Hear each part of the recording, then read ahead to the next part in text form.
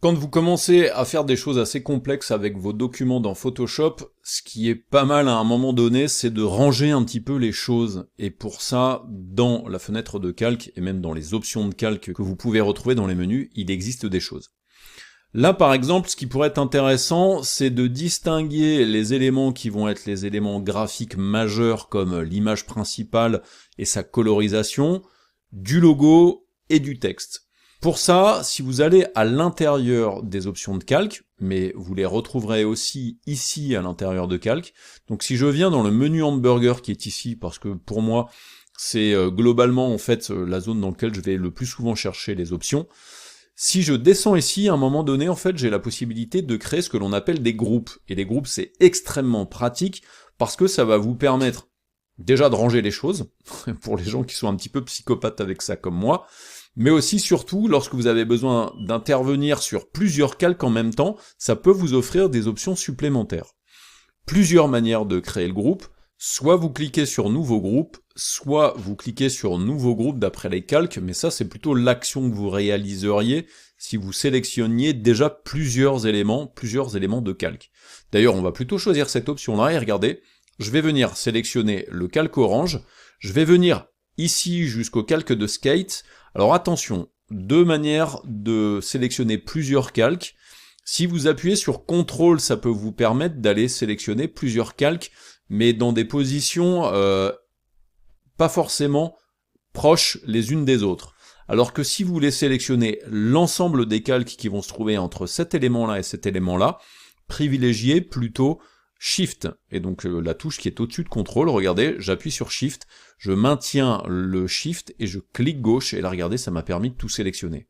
Et maintenant, si je fais ça et que je vais à l'intérieur des options de calque, si je choisis l'option Nouveau groupe d'après les calques, ça me permet maintenant de choisir le groupe, et je vais l'appeler base image colorée, par exemple. Alors je vais éviter les accents dans mes calques.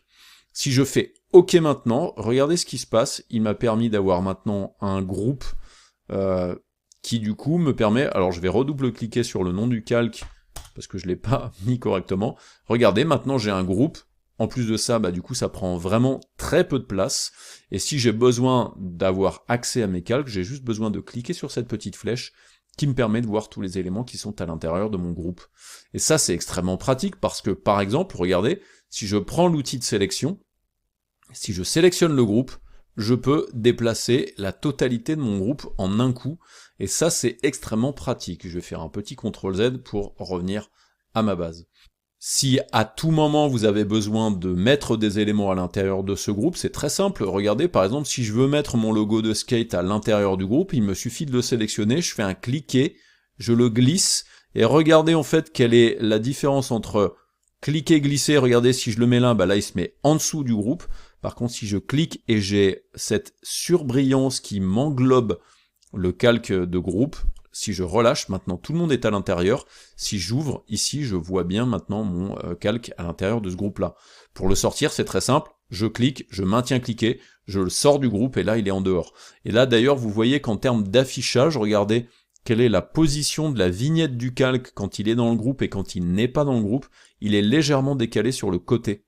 Je peux même d'ailleurs aller le mettre en dessous là-bas, regardez si je le mets complètement en dessous, là il n'est pas dans le groupe, si je réduis mon groupe, vous voyez qu'il est bien en dessous, si je le positionne au-dessus, vous voyez que du coup bah là il est au-dessus mais il n'est pas dans le groupe, si je le mets là, il est à l'intérieur du groupe. Alors vous pouvez le faire comme ça, ou vous pouvez le faire aussi comme ça, et vous choisir de l'endroit où vous allez disposer les choses par exemple, et là du coup ça change forcément l'affichage aussi.